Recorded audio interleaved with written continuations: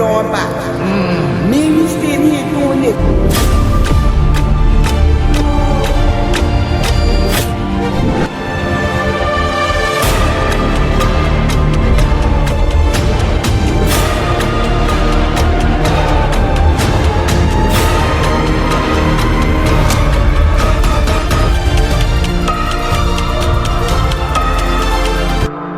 Major Coxson was a Philadelphia and Camden, New Jersey native who was a civil rights activist, businessman, entrepreneur, politic, realtor, an interpreter, considered to be one flamboyant gangsta, a high-profile crime figure, some even say cons man, who reigned all throughout the 60s, all way up until his death in 73. Let's dive into his story. City of no pity. It's invisible.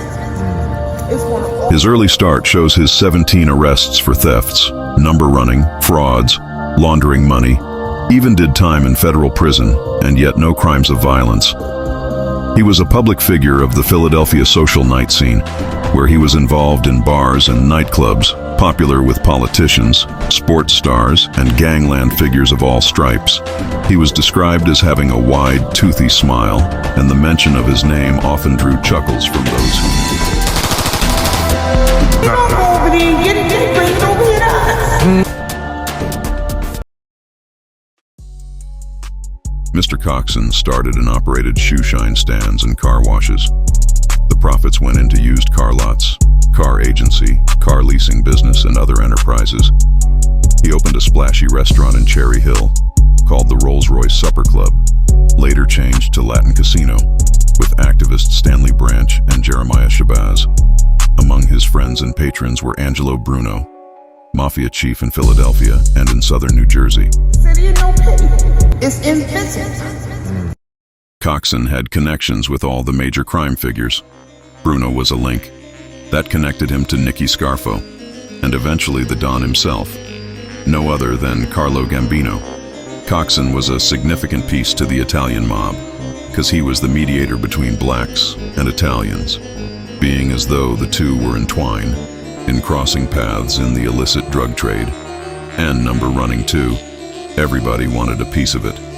The Bumpy Johnson story was all over America for young blacks in the underworld.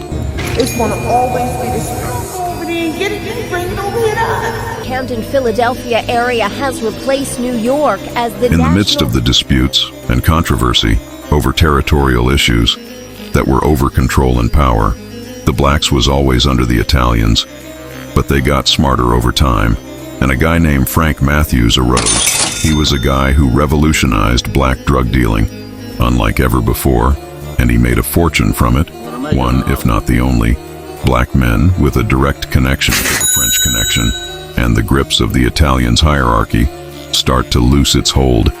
We've got the purest heroin in the country. Matthews began his own mob, convincing other dealers they no longer needed Italians.